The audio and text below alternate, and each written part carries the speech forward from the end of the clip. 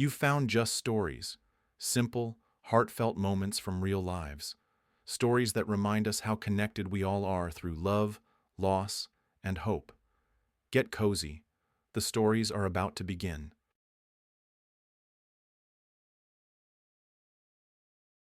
Her life, from early childhood, unfolded under her father's wing.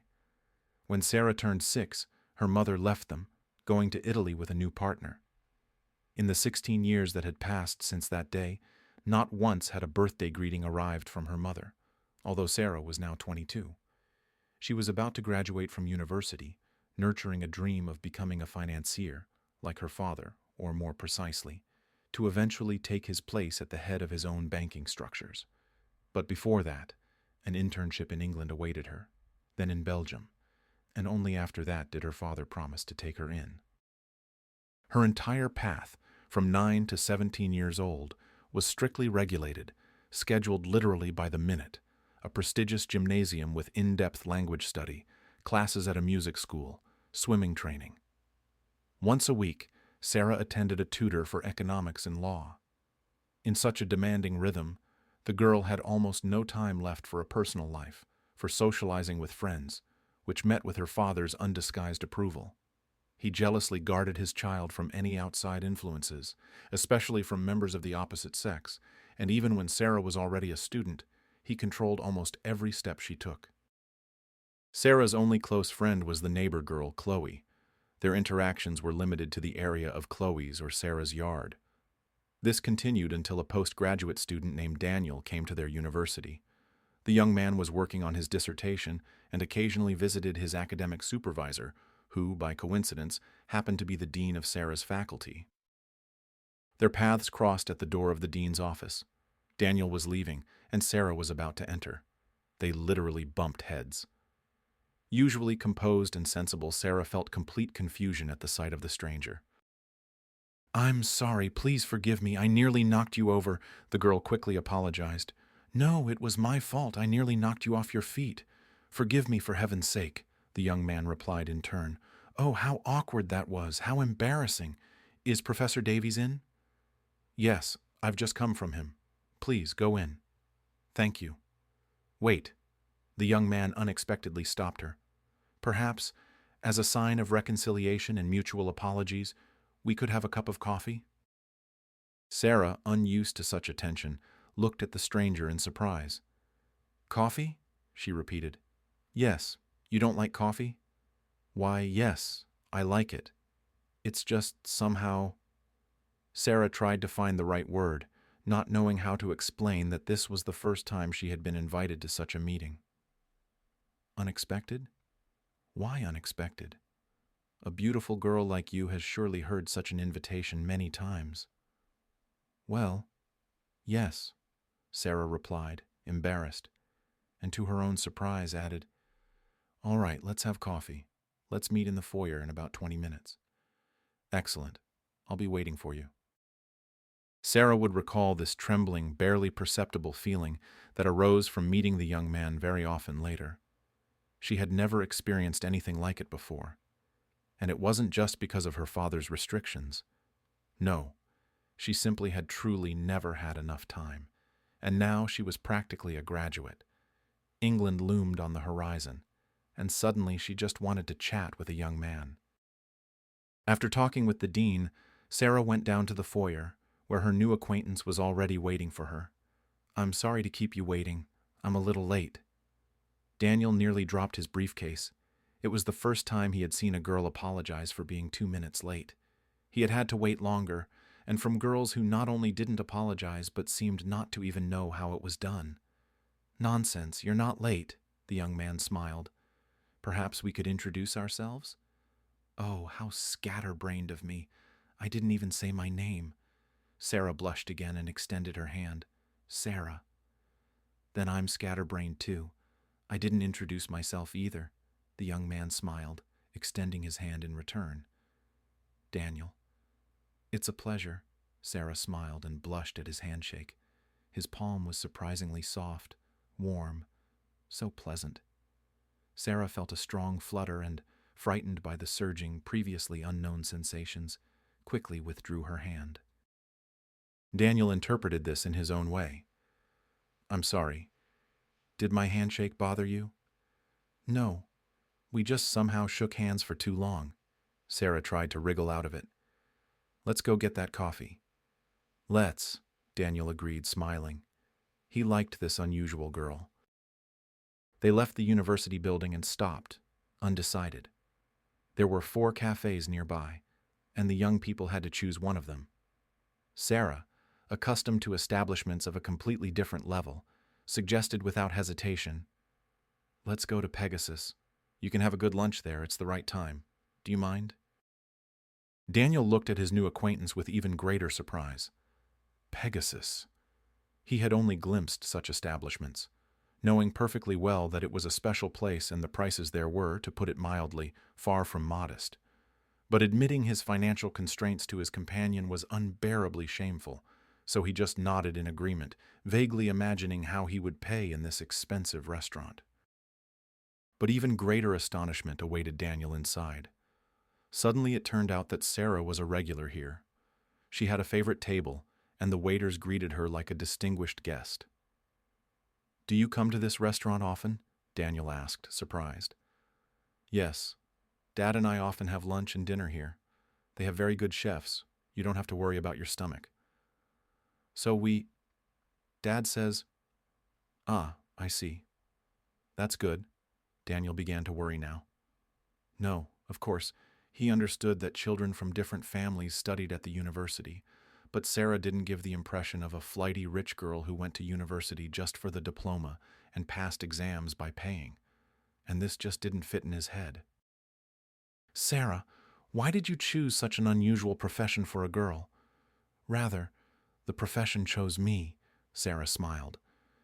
In this restaurant she felt at home, and it gave her a little confidence. With Daniel, the situation was quite the opposite. He grew up in a simple working-class family, but his parents saw his abilities and insisted on him getting a good education. He even managed to get a scholarship after the army and receive an increased stipend. Then his aptitude was noticed by his professors, and the young man, as they say, started to rise. And now, at 28, he was already writing his dissertation. I see. Do your parents work in this field? Daniel clarified. Yes, Dad. But honestly, I like this field too. Perhaps genes played a role in choosing the profession. Although as a child I dreamed of becoming an actress or a singer. Many girls dream of that as children, that's true. Daniel, let's order something already, or I'll faint from hunger soon. What do you like? Sarah asked and handed him the menu folder. To be honest, I'm not hungry, Daniel replied, although he was terribly hungry. He definitely wouldn't be able to pay for his lunch, but 2 coffees, that was quite possible. Idiot! You'll have to pay for her lunch. You can't just say, Excuse me, Sarah, I'm only paying for the coffee consumed. Nightmare! Where will I get that much money? Daniel thought, stunned. Sarah, as if reading his thoughts, said, Don't worry, I'm paying for lunch. I invited you here myself. Order whatever you like. Don't be shy. True, feeling like a poor freeloader was even more humiliating than just being poor. But Daniel really liked this girl even before she invited him to this restaurant, and he didn't know what to do. Sarah came to the rescue. Daniel, listen, it's all right. Don't make me feel awkward for inviting you here. I truly did it purely out of habit. Okay, then next time I'll invite and pay. Agreed?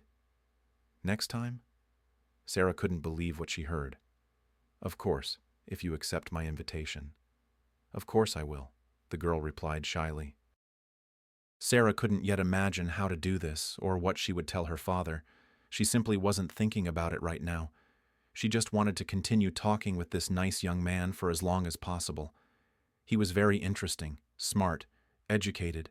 They spoke the same language and understood each other perfectly.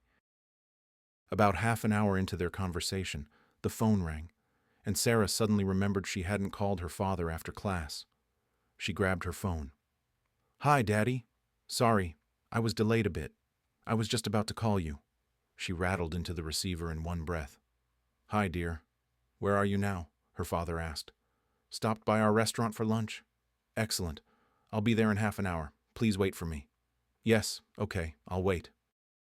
Sarah looked at the phone fearfully, then at Daniel, and put the receiver back in her bag in confusion. Did something happen? Daniel understood from the girl's expression. I don't even know how to say it. My father will be here in half an hour. Is he strict? Very. That was putting it mildly, Sarah wanted to say, but changed her mind. How can I put it? Not extremely, but a little strict. Are you afraid he'll see us together? Daniel figured out. Sarah looked at her new acquaintance hopefully. She so wanted to sit with him longer and just chat. But how could she explain this to Daddy? I won't be able to explain who you are to him, Sarah squeezed out. Does he forbid you from seeing boys? The young man showed his quick wit again. Yes, Sarah breathed out. I understand. It's not a problem. Let's meet another time. I understand what a strict parent is like. Don't worry and don't be upset.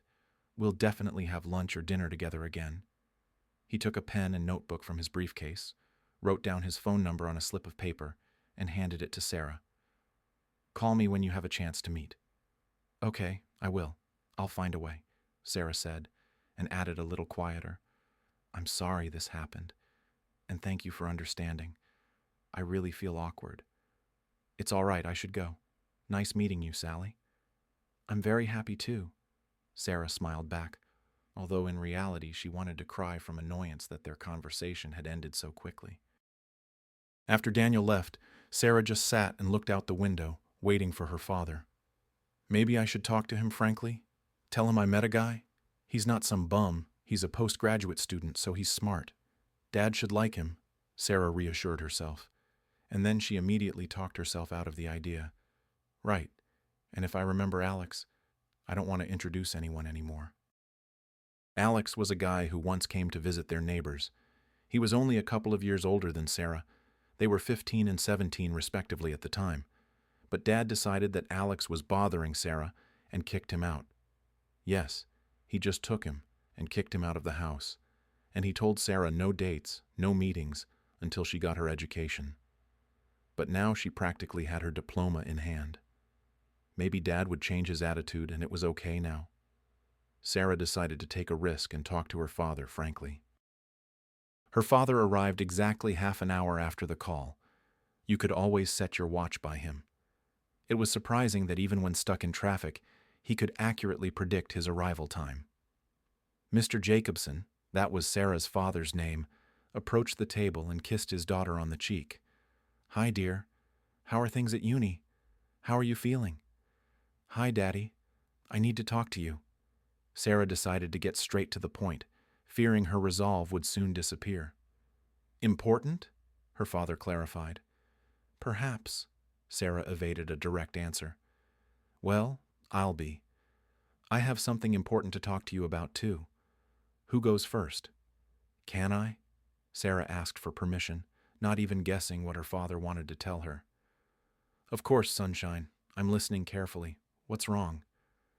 You see, it's like this. Remember you told me not to socialize with anyone until I got my education? I remember, her father replied and smiled. It seems we're thinking along the same lines. Seriously? Sarah was prematurely happy. That's great. Anyway, I met a guy today. He's a postgraduate student, writing his dissertation under my dean. We talked a bit. He's a very interesting, educated young man. He's 28, served in the army, earns his own living, and is writing a very serious dissertation. Mr. Jacobson's face changed, and he frowned more and more. Sarah saw that her father wasn't interested in this story. But what he said next, Sarah herself didn't like at all. What's the point of this story? Her father clarified. I wanted to ask your permission to see Daniel. You won't object, will you? I'm leaving for England in 2 months, and I'd like to relax a bit after studying and just chat with a nice young man. You will have such an opportunity. That's exactly what I wanted to talk to you about, her father began in a tone that made Sarah uneasy.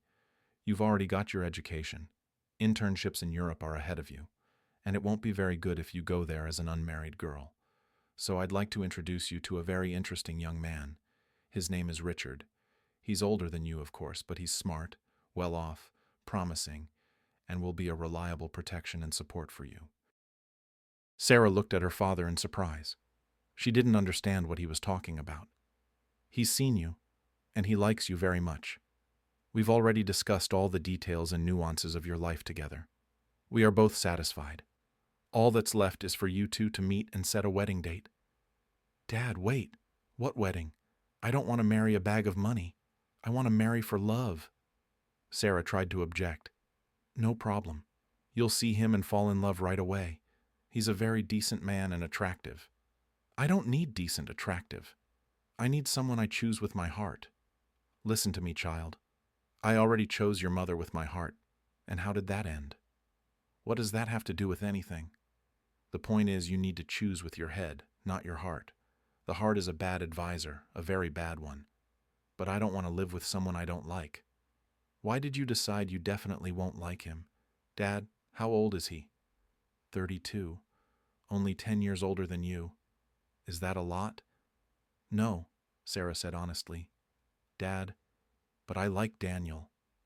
Listen, you saw this Daniel for the first time in your life today. It's quite possible that upon closer acquaintance you won't like him at all. Besides, for comparison, you can meet Richard, and then you can decide who you like better. Richard might like you, or will you reject him from the start because I'm suggesting him? No, of course not. I'll definitely meet him. It's just somehow unexpected. Agreed. Unexpected. I'm still not used to the idea of you getting married. I'm not getting married yet, Sarah objected. But you might, her father corrected himself, although it was clear that he had already made the decision. Dad, can I ask another question? Of course. And if I don't like Richard at all, and Daniel turns out to be a good person, can I marry Daniel? Mr. Jacobson looked at his daughter in surprise, as if mentally asking, Are you asking this question seriously or just mocking? Of course not. But he said something else aloud.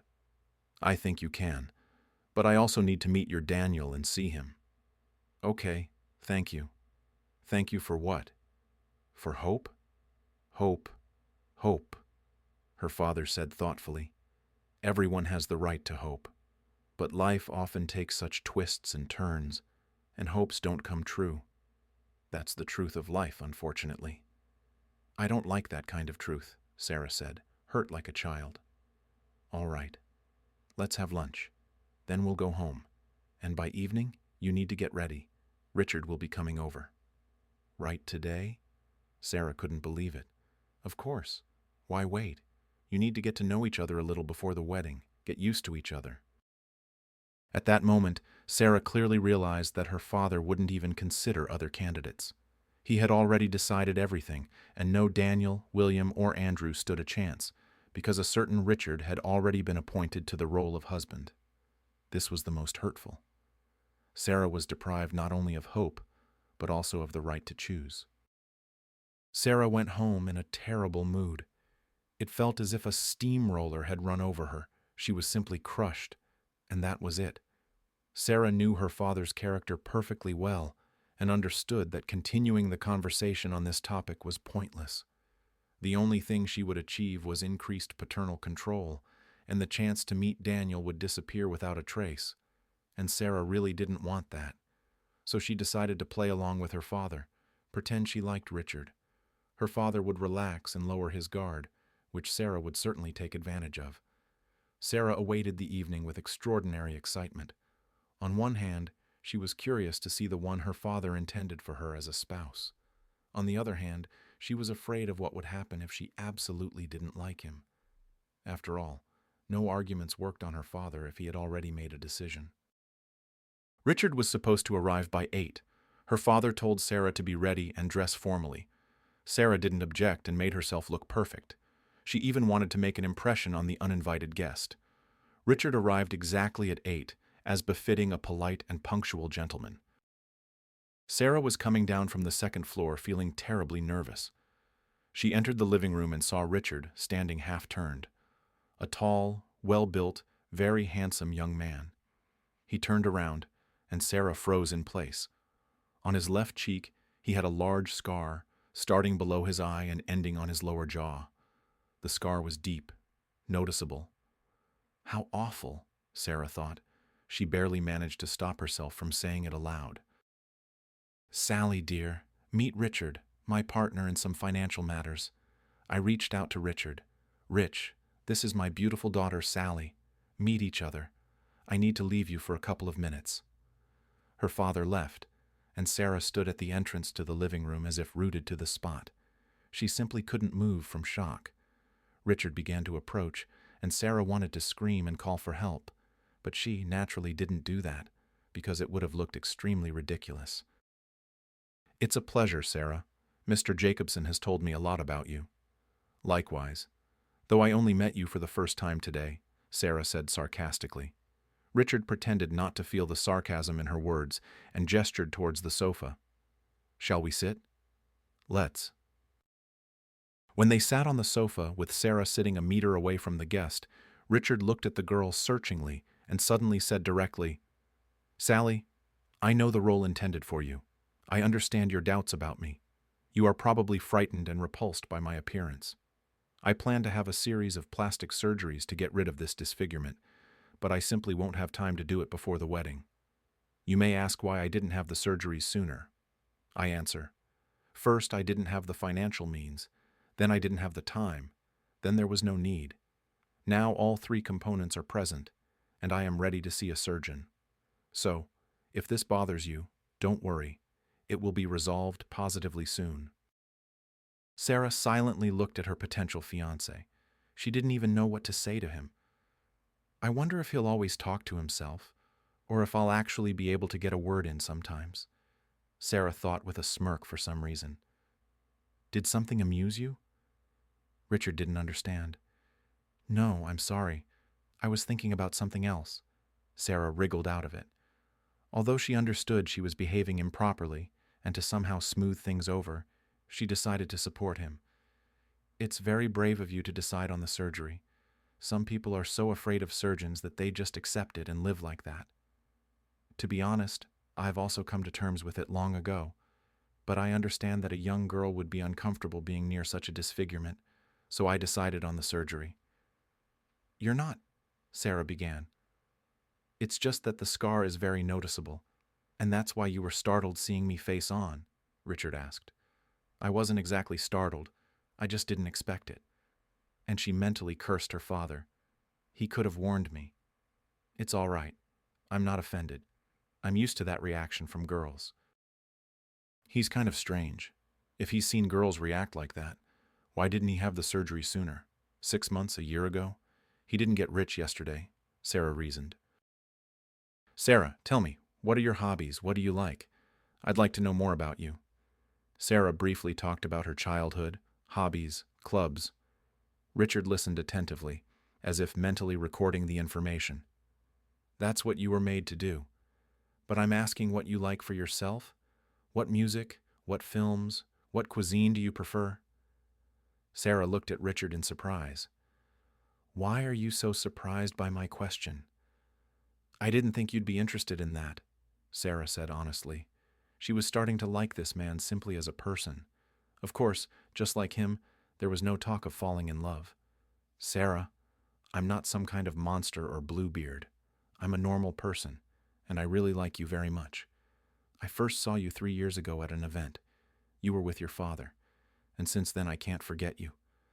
I would really like to make you happy, Richard said, looking directly into her eyes.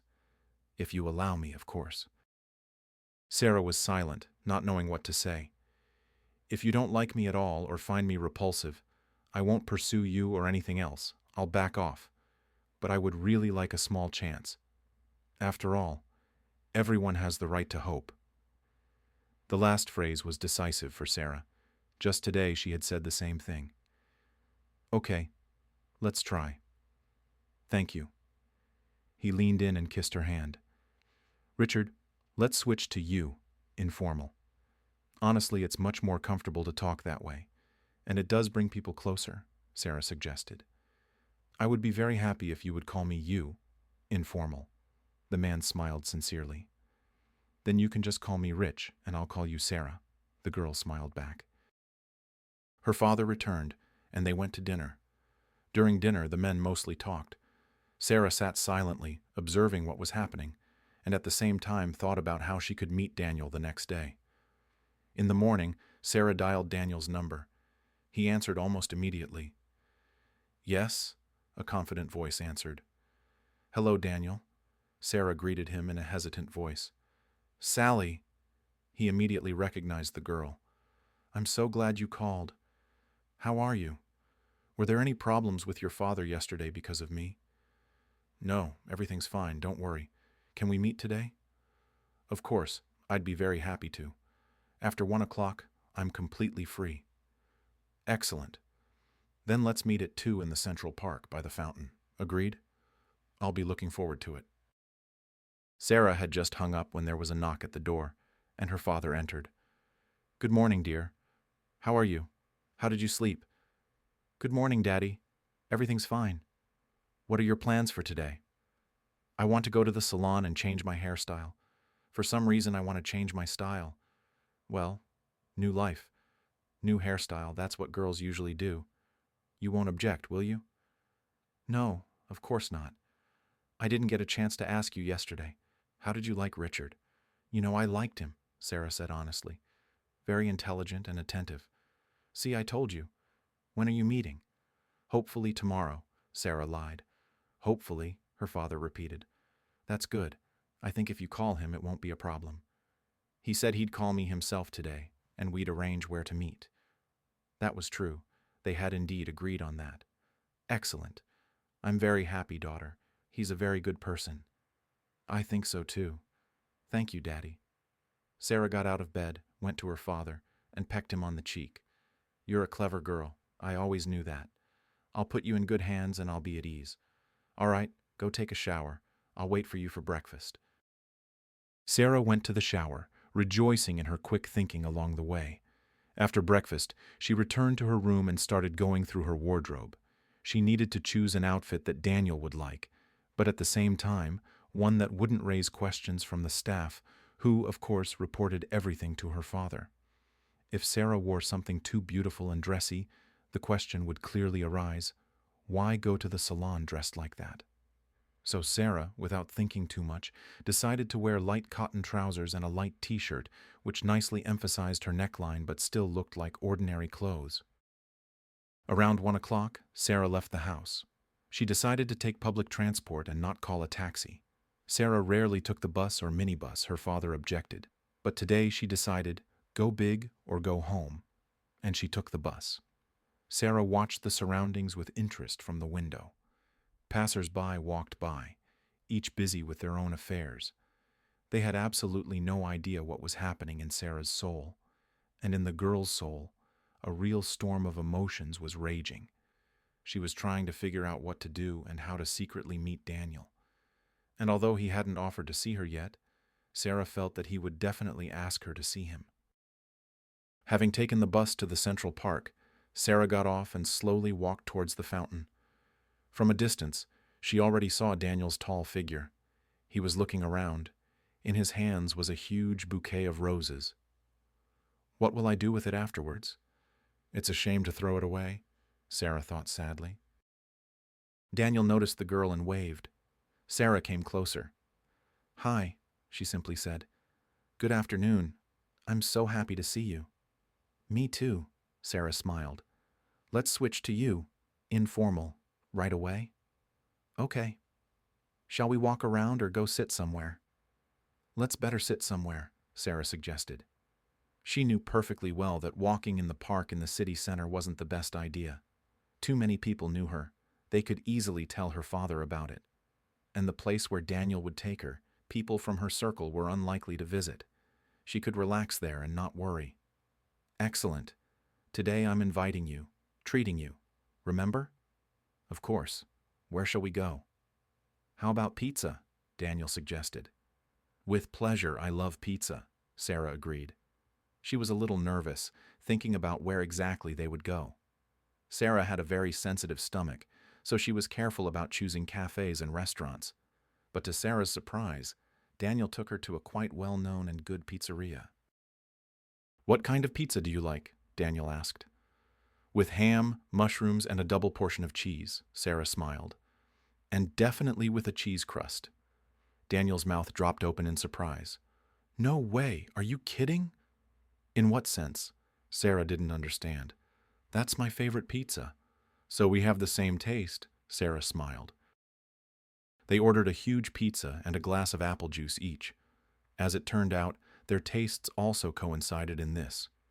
Sarah didn't like any exotic fruits except perhaps pineapple and preferred drinking apple juice. Daniel said that he hadn't drunk any juice except apple juice since childhood. They talked a lot. The conversation was easy and very pleasant.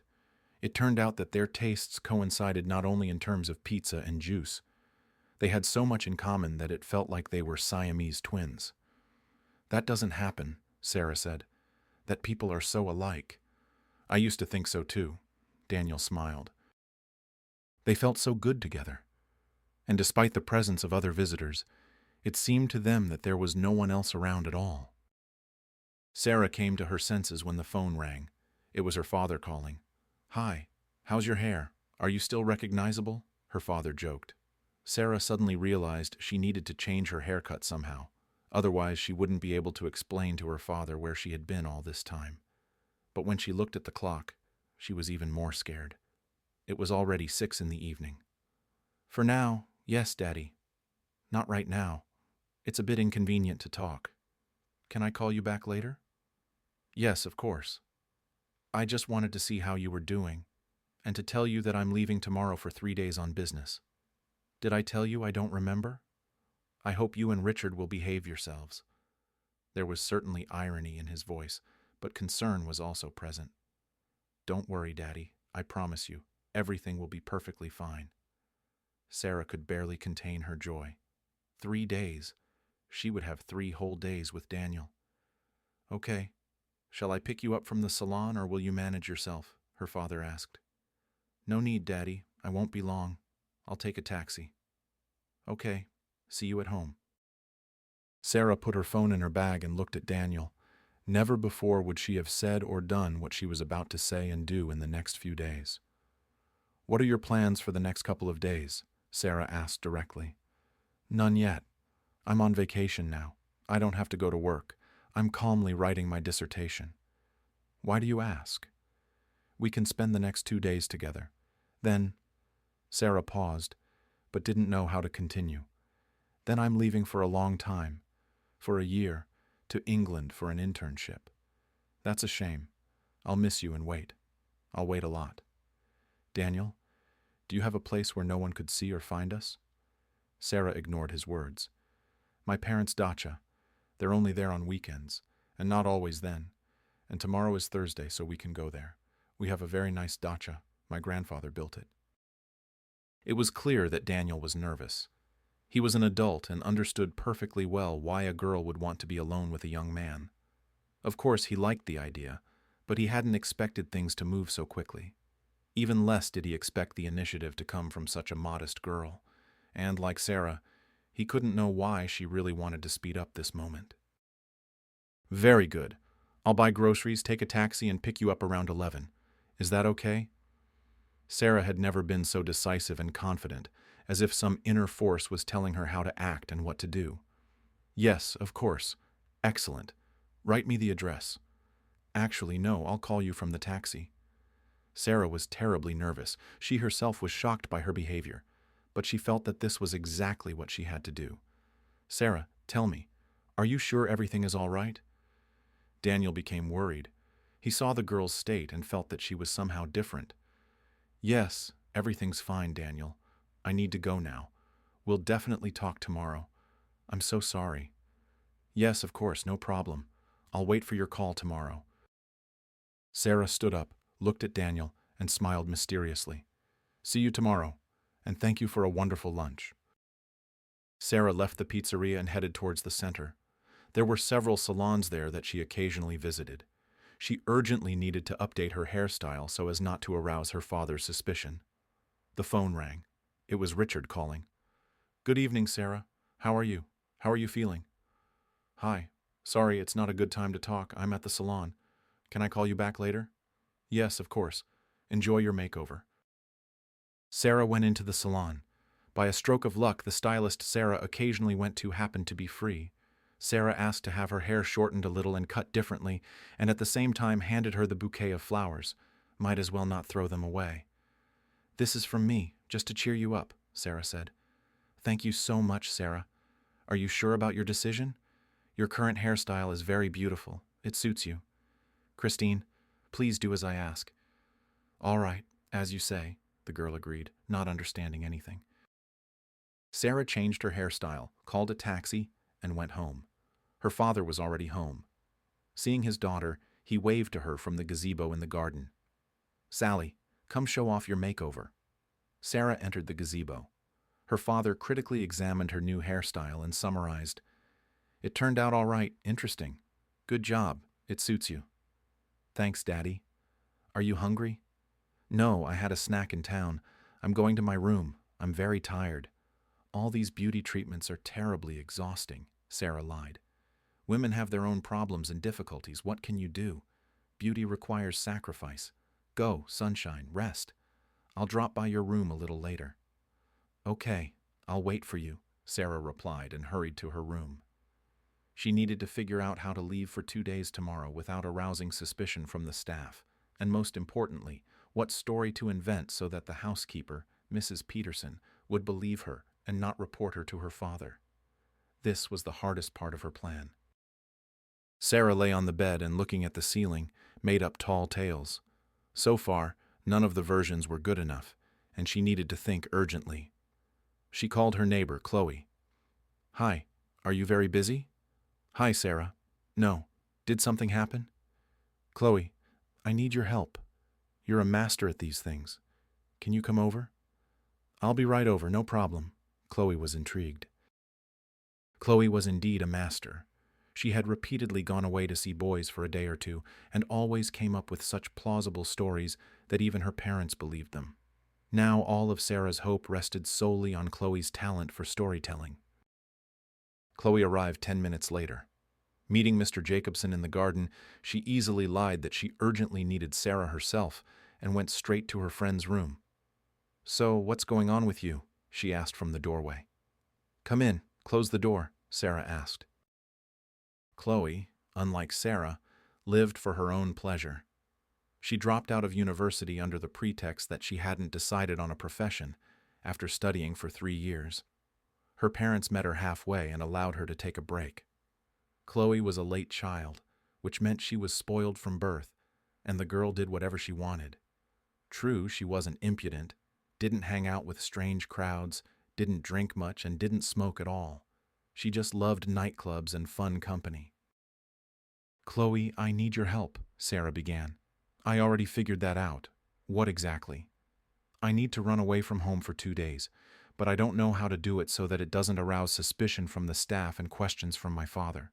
He absolutely shouldn't know about it, got it?" Chloe watched her friend carefully for about 2 minutes. Sarah even started getting nervous, wondering why she was silent for so long. "And will you tell me why?" asked the curious Chloe. Sarah hesitated. She didn't want to tell anyone, but she understood that if she didn't tell Chloe, she simply wouldn't help. And without her help, Sarah definitely wouldn't manage. "I'll tell you a secret. Just don't tell anyone, okay?" "My lips are sealed," Chloe swore with her favorite expression. And Sarah told her friend about Daniel and about her father's decision to marry her off to a man with a terrible scar. Chloe listened silently, only occasionally waving her hands in indignation. When Sarah finished her story about tomorrow's plans, Chloe finally blurted out, "Simple. And how you even agreed to get married, I don't understand. Chloe, you know my father. It's useless. So maybe you should run away with this Daniel." Chloe suggested the idea. She would definitely do that. But Sarah couldn't. She understood that perfectly. "I can't. I love Daddy very much. I have no one else but him. How can I leave him?" "Yes, I understand. Listen." Chloe lowered her voice to a whisper. "Do I understand correctly that you want to immediately move to the next level of relationship with this Daniel?" Sarah's face turned red with embarrassment, and she nodded silently. "Gorgeous," Chloe exclaimed admiringly. Are you really that smitten with him? Chloe, I just want the first man I'm with to be someone I really like, not this Richard. He's not a bad guy, actually, but he doesn't make me feel the way Daniel does. Wait, so he'll be your first? Chloe couldn't believe what she heard. Wow, you're a rare find, Sal, at 22. Unbelievable. And when and with whom could I? I've always had total control. I couldn't even go to the cinema. Well, yes, your father went overboard with the control, of course. Oh well, I'll think now, Chloe said. She thought for exactly 10 seconds, then suddenly jumped up and ran out of the room. Mr. Jacobson, Mr. Jacobson, can I have a word? Sarah heard Chloe's voice. For a moment she even got scared. What if Chloe tells her father everything? Why would she do that? Sarah asked herself. No, Chloe's not like that. She's great and a true friend. 5 minutes later, Chloe and her father entered the room. Chloe looked triumphant. Sarah had no idea what she had come up with, but she understood that her plan, as always, had worked. Sunshine, why didn't you ask me yourself? Her father asked a question Sarah didn't know how to answer. Chloe immediately joined the conversation. Mr. Jacobson, I just didn't know for sure if it would work out or not, but now it's confirmed, and I ran to Sally. So, are you letting us go? Yes, of course, especially since I'm also leaving for 3 days. Have a good time, girls. This is your chance. Did Sarah tell you she's getting married? Yes, she already bragged, Chloe said enviously. Well, there you go. So when else can she relax with a friend if not now? I think it's the perfect time. Thank you very much, Mr. Jacobson. We'll be good girls, Chloe gushed. The girls agreed to leave at 10. Sarah would have just enough time to stop by the supermarket for groceries and pick up Daniel at 11. So far, everything was going according to plan. Sarah thanked Chloe 5 times for her help, said goodbye, and went to pack her things. Now she could pack confidently without fearing Daddy's questions. When Sarah finished packing her things in her backpack, Daddy came into the room. Not sleeping? No, Daddy, come in. Sally, I don't know how to say this, he began, but for some reason fell silent. This silence frightened Sarah. She didn't know what exactly her father wanted to talk about, and it was unsettling. You'll be getting married soon, and you'll have your first wedding night. I know you've never been with anyone. You haven't, have you? No, Daddy, I haven't. But I don't want to talk about it. Honestly, I've read books. I only know what you want to say. Let's keep this between me and my future husband. I think we're adults, and we'll figure it out ourselves. And it's too early to talk about it anyway. I'm not getting married tomorrow. Sarah consciously didn't say, between me and Richard. Deep down, she held on to the hope that things could still change. What if? Are you sure? Her father asked. Yes, Dad, I'm sure. Okay, then let's drop the subject. I'm leaving early tomorrow. I won't wake you. You and Chloe be good, okay? Daddy, everything will be fine. Don't worry. Sarah hugged and kissed her father. She truly loved him very much and was grateful for everything he did for her, for everything except choosing her fiancé. In the morning, Sarah woke up before dawn. The excitement about the upcoming event was evident. She quickly took a shower and went down for breakfast. Then she went back to her room and checked again if she had taken everything. At 9:30, Sarah stood in the yard with a backpack in her hands. Chloe, seeing her from her window, laughed. She waved to her friend and showed that she would be out in 5 minutes. Sarah called a taxi. The friends got into the taxi and left. Chloe was dropped off along the way, and Sarah went to the hypermarket for groceries. Having stocked up thoroughly, as if she was going to throw a feast, and having bought various delicacies, Sarah grabbed 2 bottles of champagne and went to the checkout. Already sitting in the taxi, she called Daniel. Daniel answered right away and said he was waiting for her near the entrance. Picking up Daniel, they went to the dacha. Daniel's family dacha was located in a wonderfully beautiful place. The dacha itself was small, but very cozy and well-maintained. A small 2-story wooden house, tidily arranged inside, surprised Sarah. She had imagined that the dacha would look like something out of a movie, half abandoned. But no, the dacha was very nice with all conveniences. There was even a fireplace in the house. The young people unloaded their things and all the bags of groceries and went into the house. "Sally, is someone coming to visit us?" Daniel smiled. "What do you mean?" Sarah didn't understand the question. "Well, there are enough groceries here for a crowd you could feed for at least a couple of days. I just didn't know what we'd want, so I bought all sorts of things." "I see. A thrifty girl," Daniel praised her. Sarah was putting away the groceries at that moment. Suddenly she stopped and looked intently at the young man. Daniel even froze at her gaze. He felt as if Sarah was scanning him. "Sally, are you all right?" "Yes," Sarah replied briefly and continued putting the groceries in the refrigerator. "You seem very tense." "A little," Sarah admitted honestly. Daniel walked up to her, took her hand, and took the ham from her hand, pulled her towards him. "Sally, my dear, don't worry. Everything will be all right for us, you'll see." He hugged and kissed the girl for a long time. Sarah melted in his arms. They forgot about the groceries and the champagne and everything in the world, and just enjoyed each other. Sarah lay on the pillow, looking at the ceiling. She felt very good. "Sally, do you absolutely have to go to England?" "Unfortunately, yes. For 6 months. Then to Belgium for the same amount of time. Everything is already arranged and paid for. My father will never agree to cancel this trip, although right now I want to go there less than anything." Tears flowed from Sarah's eyes. Daniel sensed the girl's state and propped himself up to kiss her, and Sarah was now torn by a dilemma from within. Should she tell him about Richard or not?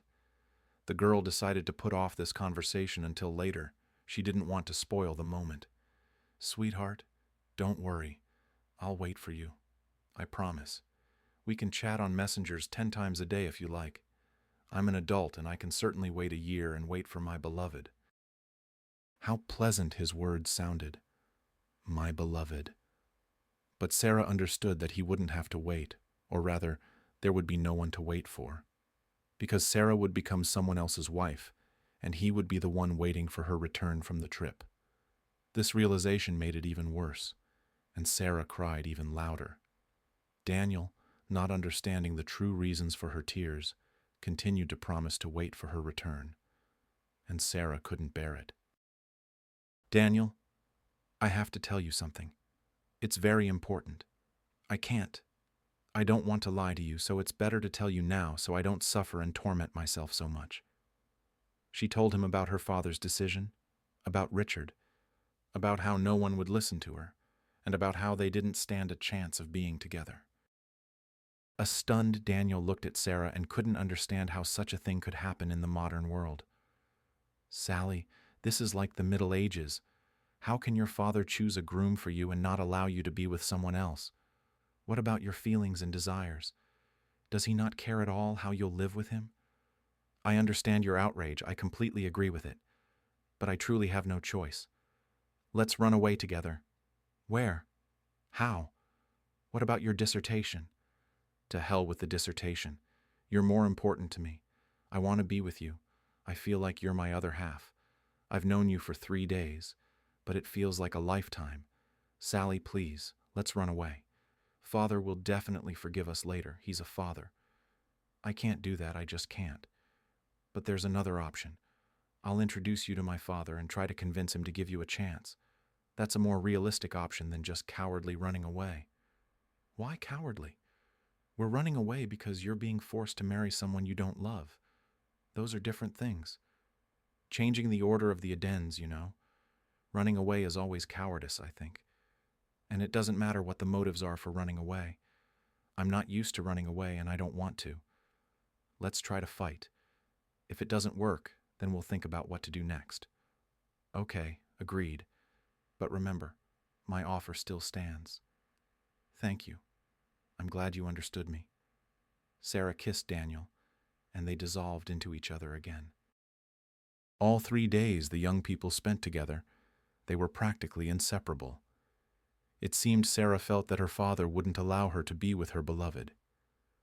"Listen, you know what I was thinking?" Sarah suddenly said. "If my father doesn't let us be together, we can still see each other, right? Are you suggesting we become lovers? Do you want me to share you with that disfigured man? Of course not. It's just another backup option. I'm sorry, but I don't like that option. I'd rather take you to Siberia than share you with someone else. I understand. Okay, Sarah said, upset. She didn't want to go home, but she had to. They called a taxi and returned to the city. First Daniel got out, and then Sarah went home. She completely forgot that she was supposed to return with Chloe, as the girls had agreed.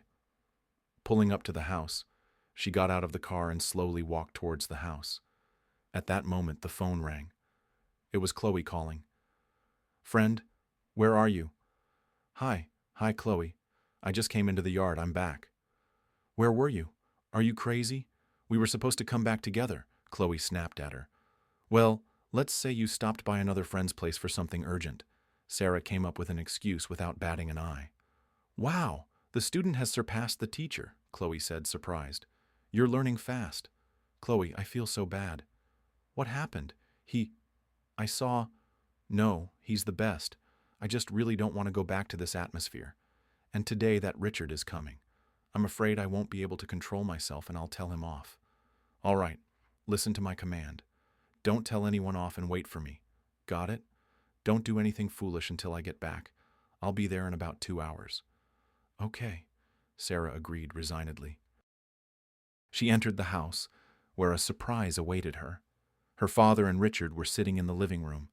The last thing Sarah wanted right now was to put on a show and be polite to Richard. Hi, everyone, Sarah said indifferently. Her father, seeing his daughter's state, jumped up from the sofa and went up to her. Sally, dear, are you all right? Yes, Daddy, I'm fine. I think I'm getting sick, Sarah lied easily again. It seemed she was getting the hang of it. Go up to your room, lie down. Mrs. Peterson will be here soon. Tell her what you want. I'm terribly sleepy. I'm just crashing. I'll call her later. Okay, dear. Get some sleep, of course.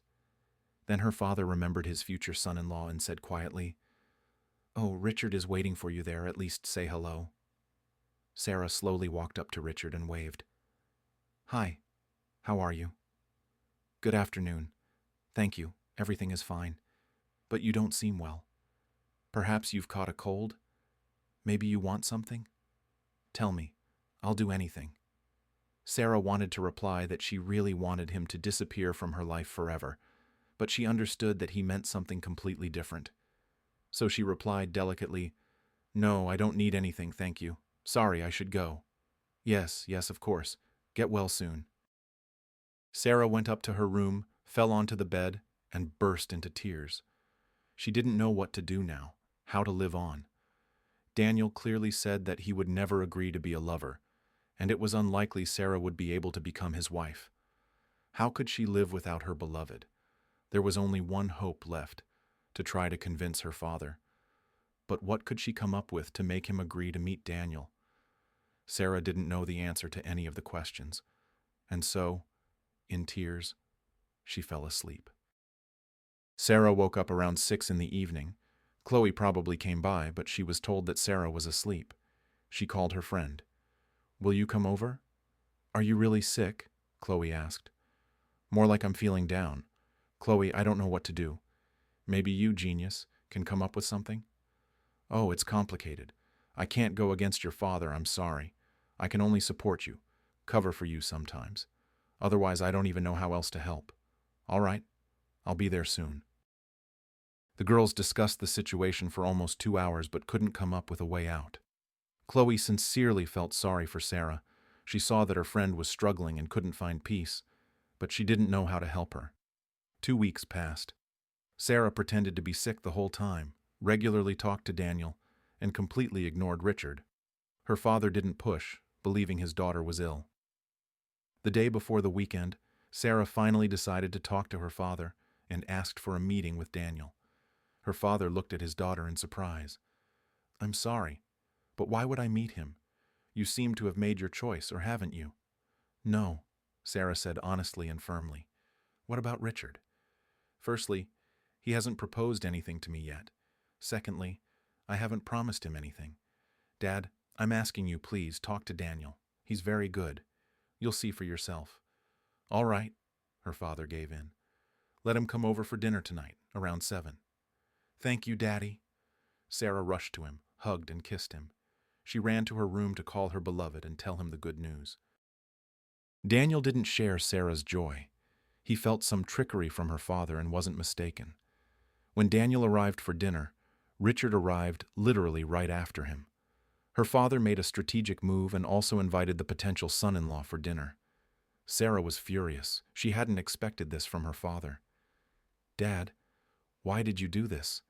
I asked you to talk to Daniel, not put on a circus." "No circus. I just want to hear from both contenders, who can offer what to you as a future. As a father, I have the right and duty to know what awaits my daughter, who she will live with, in what house, and under what conditions. Everything is absolutely honest and transparent. If someone is afraid or has nothing to offer, there will be no conversation." Sarah understood everything. Her father had deliberately agreed to this meeting not just to refuse Sarah herself, but also to humiliate Daniel, so that the young man wouldn't even think of trying to win Sarah over. It was vile, very vile. She left the study and slammed the door. Daniel and Richard were sitting in the living room. They were silent, waiting for the host and his daughter to appear. Sarah entered the living room and stopped, looking at the two men who were vying for her hand and heart.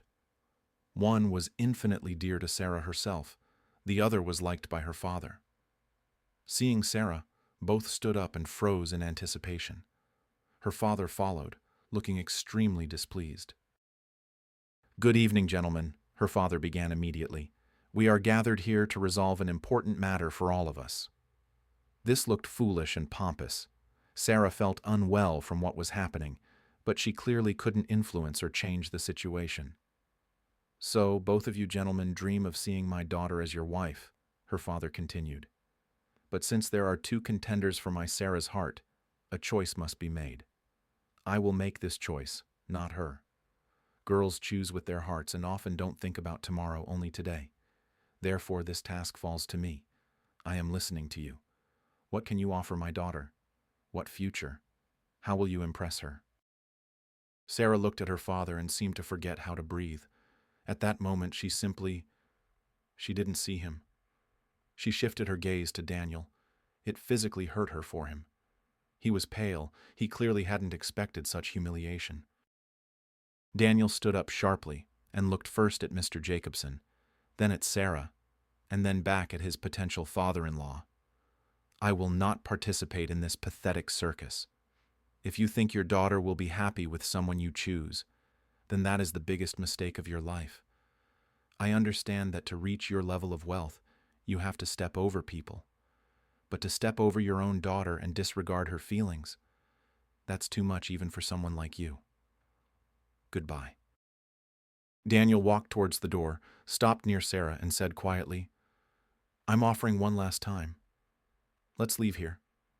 Come with me. You see what's happening, don't you?" "I can't," Sarah said through tears. "Then goodbye. You've made your choice." Daniel went out and slammed the door loudly. The dishes even rattled from the bang, and tears streamed from Sarah's eyes. She felt so unwell that her head even spun, and she fainted. Sarah woke up in her room. She was lying under the covers in her favorite pajamas. "Strange. I don't remember changing," the girl thought. With difficulty, Sarah got out of bed, put on her robe, and went downstairs. Mrs. Peterson immediately ran up to her. "Sarah, how are you feeling? You scared us all so much yesterday," she wailed. "All right, just a bit of a heavy head. What happened anyway?" "You fainted. We called a doctor, but he said it was nothing serious, probably from nerves. What would you like for breakfast?" "Yes, probably from nerves. Please make me coffee with milk." Sarah was in a daze all day. In the evening, Chloe came to her. Sarah told her what had happened yesterday. Her friend was also outraged by her father's behavior. "I called. He seems to have blocked me," Sarah said sadly. "And he was right to. After all, I betrayed him." "Stop it. What does betrayal have to do with it? What were you supposed to do? I should have gone with him, probably. And then what? Hide from your father your whole life? He would have found you anyway and brought you home by force. You know that perfectly well. I understand, but Daniel doesn't understand that. I'm so tired, Chloe. You have no idea. Well, yes, you have reason to be. Plus this headache, some nausea. You should probably see a neurologist. Let him prescribe a sedative. Nausea? Chloe clarified. And how long have you had it? No, just a couple of days, but it's terribly annoying. Maybe my gastritis flared up from the stress. Sal, when is your period due? Sarah looked at her friend with confusion. What do my periods have to do with it? Are you kidding? Now. Were you careful about that with Daniel? No, of course not. Should I have been? I read that you can't get pregnant the first time. Chloe started laughing loudly. Good heavens, where did you read such nonsense? You can get pregnant the first time and the second. And you were together more than once, I take it? No. All right, here's the thing. You need to buy a pregnancy test, and urgently, while there's still time to have a termination, just in case. Are you serious?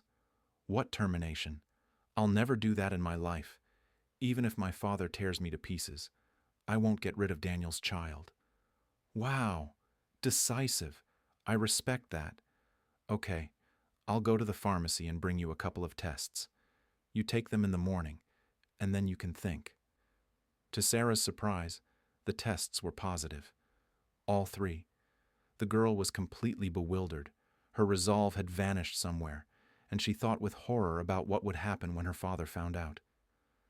Chloe, I think I'm done for, she told her friend on the phone. Positive? Chloe immediately understood. Yes. What do I do now? What you planned. Give birth, of course. It's dangerous to have a termination at your age.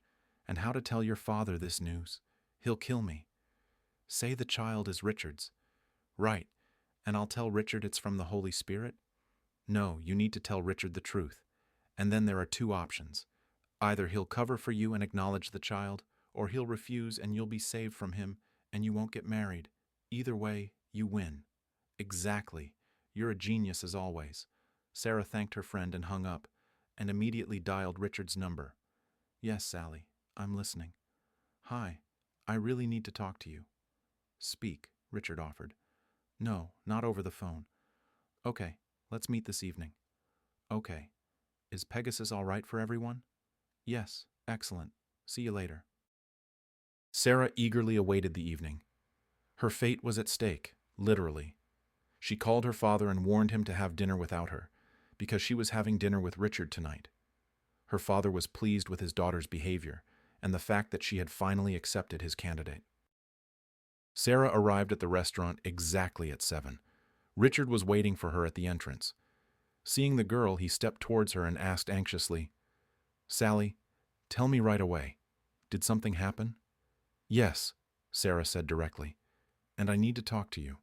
Let's go in, sit down, and I'll tell you and explain everything in detail. Okay, but you're scaring me, Richard admitted. They sat at a table in the back. Sarah looked at the room and unexpectedly asked, Do you happen to know who owns this restaurant? I do, Richard smiled. It's my restaurant. No way. Seriously? Sarah was surprised. Absolutely. Sally, can you tell me what happened? Yes, I can. I want to, and I must. And Sarah described the situation she was in. If you refuse to marry me, I'll understand, no problem. You're a good person, and I wouldn't want to lie to you. Richard looked at Sarah, practically without blinking. He was in shock. The man understood that he needed to say something now, but he was so stunned that he couldn't find the words. But most importantly, he needed to make a decision. But what kind? Well, that's a serious situation, he began. Then he thought for a moment and added, I will recognize your child as mine. I won't tell your father anything, I promise you. And we will definitely get married as soon as possible, before any changes in your appearance are visible. Sarah was surprised and even grateful to Richard, because if he had refused her now, Sarah would have had to go through a real nightmare created by her father. And it was far from certain that Sarah wouldn't have lost the child from all the stress. The child she wanted more than anything in the world. And for him, she was ready for anything. 2 weeks later, Richard and Sarah got married. The wedding was loud and grand.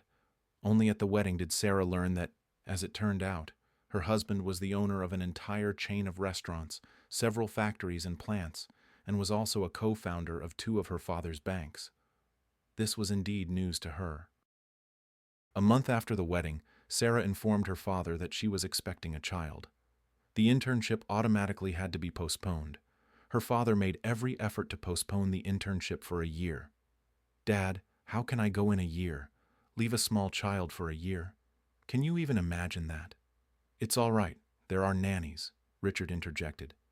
"Respected Mr. Jacobson, forgive me, but now my wife and I will decide where she goes and where she doesn't.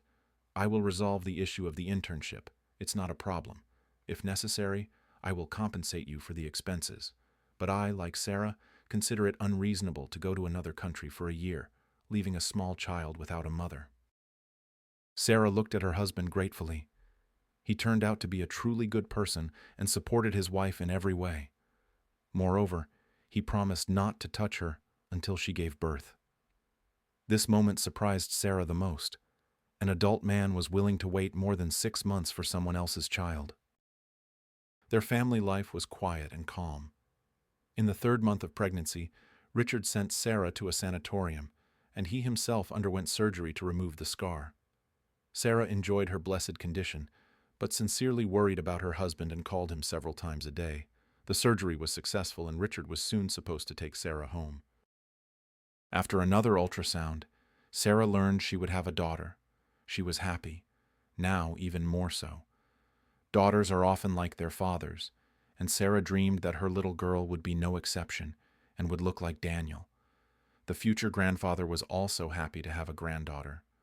Only Richard showed no emotion about the news, but that was understandable. There was very little time left until the birth. According to the doctor's calculations, Sarah was supposed to give birth around March 10th, 12. A different date was announced to Mr. Jacobson, May 10th, 12. Sarah and Richard agreed that so her father wouldn't have any questions about the timing, they would pass the baby off as 7 months old. Today is the 8th of March. Sarah moved around the house with difficulty due to her huge belly. She felt wonderful, and her mood was excellent. Richard went to work, and Sarah was sorting through baby clothes, preparing them for the maternity hospital. Suddenly, she felt a pulling pain in her lower abdomen and immediately called her husband. "Rich, I don't feel well. Maybe call an ambulance?" "It was foolish of you to let the housekeeper go to her relatives for a week and stay in the house alone. I'll call an ambulance. I'll be there myself soon. Don't do anything. Rest." "Okay, I'll wait." Richard arrived with the ambulance and went with his wife to the maternity hospital. Sarah was getting worse. She didn't understand why the doctors decided to do a cesarean section. "Do whatever you want. Just save my little girl," Sarah begged and cried. "Calm down, Mommy. Everything will be all right." Sarah woke up in the ward. Richard was sitting nearby, holding her hand and dozing in an armchair. "Rich," Sarah called barely audibly. "How did it go?" Richard lowered his eyes and didn't look at his wife at all. Sarah didn't understand what was happening. "Rich, what?" "Speak," she demanded. "Sally." "They couldn't save our little girl," Richard said, barely holding back tears. "How can that be? They said everything would be all right.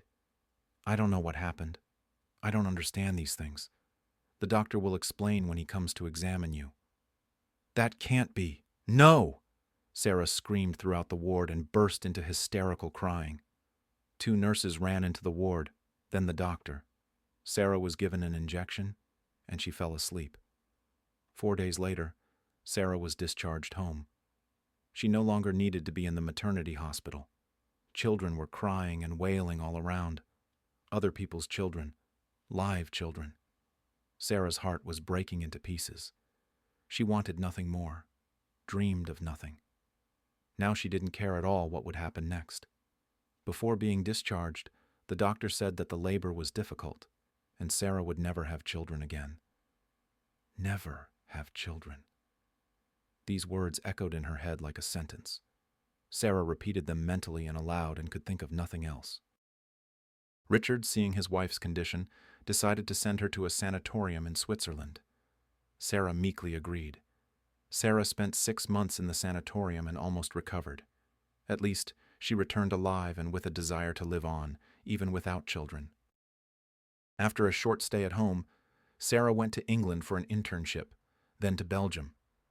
During this time, Richard visited his wife several times, and they developed a good relationship. A year later, Sarah returned home and slowly began to get involved in her father's affairs. Her father had somehow suddenly started losing ground. His health was failing more and more often, and 6 months after Sarah's return, her father made the final decision to hand over the reins to his daughter. Now Sarah's new, rather turbulent business life began. She fully immersed herself in the business and very quickly became a worthy replacement for Mr. Jacobson. 17 years passed. Sarah was now exclusively Sarah Jacobson and confidently not only managed all of her father's projects but also expanded them. Mr. Jacobson died 6 years ago, and Sarah had no other blood relatives left in this world. Her only close person was her husband Richard, who had never disappointed Sarah in all these years. This evening they decided to have dinner with Rich at their restaurant Pegasus. Lately, Sarah had been so busy with work that she rarely saw her husband. But today she had a relatively free evening, and the couple decided to spend it together. Sarah arrived at the restaurant earlier than her husband, and sitting at the table was scrolling through the latest news on her tablet. A young waitress walked by and, stumbling, nearly fell near Sarah, managing to lean on her chair. "Be careful. You'll break something like that," Sarah said kindly. "I'm so sorry." "For what?" Sarah didn't understand. "I bumped into you accidentally. I've only been working here for 2 weeks, or rather working part-time. It was awkward. Don't tell the owner, or I'll be fired." "I won't, don't worry. Everyone makes mistakes." "Thank you. Have a good evening." Sarah looked at the girl carefully. It felt as if she had seen her somewhere or knew her from somewhere. Strange. Where could I have crossed paths with such a young person? Sarah thought, but her thoughts were interrupted by Richard, who entered the room. After dinner, when they returned home, Sarah took off her jacket and was about to hang it in the closet, but saw that the lapel of the pocket was turned in. Sarah didn't like it when things looked untidy, and she straightened it. But some force made her check the pocket, and she found a piece of paper folded several times inside. Sarah turned the slip of paper over in her hands. The paper was clearly from a school notebook with squares. She hadn't written on such paper in ages, so what was this and how did it get into her pocket? Sarah slowly unfolded the paper and saw a few lines of text that were clearly addressed to her. "Sarah Jacobson, your daughter, born on the 8th of March, is alive. Your husband Richard arranged for you to think she died during childbirth. If you want details, call this number." And then a phone number was given. She couldn't believe her eyes. Her daughter was alive. With trembling hands, Sarah carefully folded the slip of paper and hid it in her handbag. A revolution had occurred in her mind. She couldn't understand how such a thing was even possible. Such an attentive, caring, such a loving, truly devoted man like Richard couldn't have done that. Sarah didn't want to believe it, but the person who wrote the note couldn't have been so mistaken. They even got the date of birth right. If it was just someone's cruel joke, the joker would have done it much earlier. Why now? No, something was clearly wrong here, and Sarah knew she wouldn't be able to live peacefully now without figuring out the situation. Richard entered the bedroom and Sarah flinched at the sight of her husband. Now she looked at him with different eyes. Why would he do that? Sarah tried to reason. Because he knew it was someone else's child? He didn't want to raise someone else's child and just got rid of it? And he wanted to marry me? It seems clear enough. But can you just abandon a child? And how do you live afterwards? How do you sleep at night knowing that there's a person somewhere? And what kind of person? For Rich, she's nobody, so he doesn't care. But he saw how much I suffered. It turns out he didn't feel sorry for me either. I married a monster. "Sally, are you all right?" Richard asked, sitting down next to his wife. Yes, everything's fine. Sorry, I just had an idea. I'm going to work a little." "Work? It's already past midnight." It's all right, you go to bed, I'll be quick. Sarah left the bedroom and went to the study. She didn't feel like sleeping at all, and she needed to think, and she didn't want to talk to Richard in this state right now. She added the phone number from the note to her contacts list and checked her messengers. In one of them, that phone number was currently online. To write or not to write, Sarah wondered, and yet impatience won, and she wrote, "Good night. My name is Sarah Jacobson." She hadn't changed her surname after marriage. "You provided this number as a contact if I wanted to know the details. When and where would it be convenient for you to meet?" Sarah looked at the screen hopefully and waited for a reply. Suddenly she saw that someone was writing to her, and a minute later she saw a message on the screen. "We can meet right now if you like." Now? Yes, I want to. Sarah was full of determination. She wouldn't fall asleep until morning anyway, so why sit around doing nothing? Then come to this address. The address where she would be waiting was then given. "I can be there in 20 to 30 minutes. Is that okay?" "Yes, quite. Thank you." Sarah took her phone and quickly went up to the second floor. She peeked into the bedroom. Richard was already asleep. Sarah went into the dressing room, quickly changed, went down to the garage, and drove out of the yard. She arrived at the given address exactly 20 minutes later.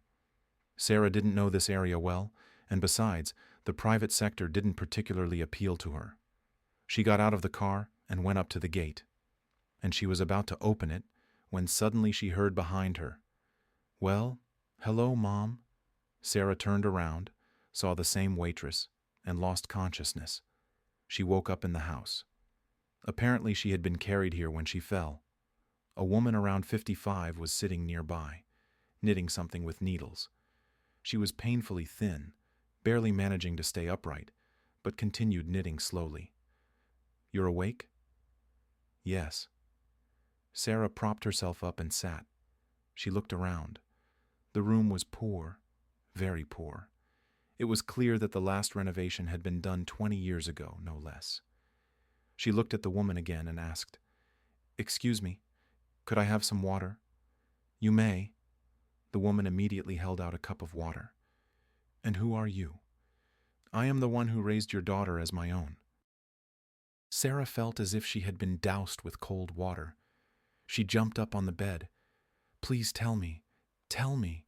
How did it happen that I was told one thing, but in reality it was completely different?" "Your husband arranged it," the woman said quietly. "When you gave birth, he went up to the head doctor and immediately said that you wouldn't be taking the baby. The head doctor tried to persuade him, saying that the girl was born with excellent indicators, weighing 3,700, height 53 centimeters, an excellent baby. But your husband said he was willing to pay any amount of money for the baby to remain in this hospital forever, and for his wife not to find out that she had given birth to a living and healthy child." Sarah was already crying, listening to this woman's story. It was unbearably painful to hear, but she remained silent, not daring to interrupt or ask a single question. She had to know everything to the end. "I know he paid a very large sum for those times, and we swapped the documents, indicating that the girl died from asphyxia during childbirth. I couldn't have children, and my husband and I decided this was our chance. I persuaded the head doctor to give the child to me so that this beautiful girl wouldn't end up in an orphanage. I know what an orphanage is like. I grew up in one myself. The head doctor himself didn't want to send such a good baby to a children's home, so he immediately agreed.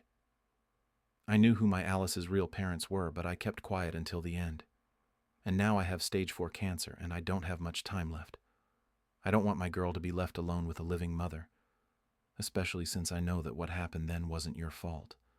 I saw you at the discharge. I wanted so much to tell you the truth, but the head doctor immediately warned that whoever told you the truth wouldn't live long.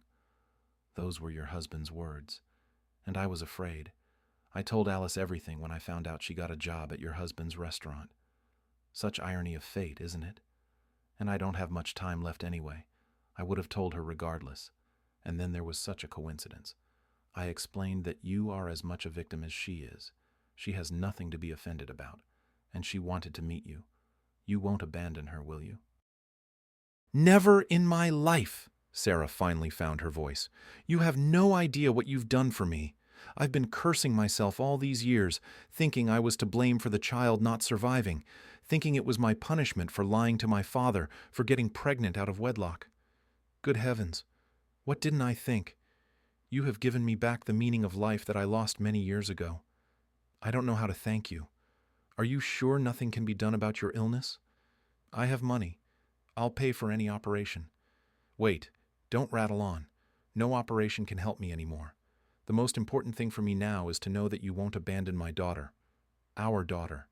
The woman corrected herself. I can't abandon her. I already lost her once, although it wasn't my fault. Good. So I wasn't wrong about you. Alice, the woman said somewhere into the room. Come here, sunshine. The same girl entered the room. Sarah got out of bed, went to her daughter, and took her hands. Suddenly she fell to her knees and started crying. Forgive me. Please forgive me. If I had known that my husband would turn out to be such a monster, I would never have trusted him in my life. Forgive me. Forgive me. Get up. Don't cry. Mom told me everything. I know you're not to blame. You have nothing to apologize for. There is.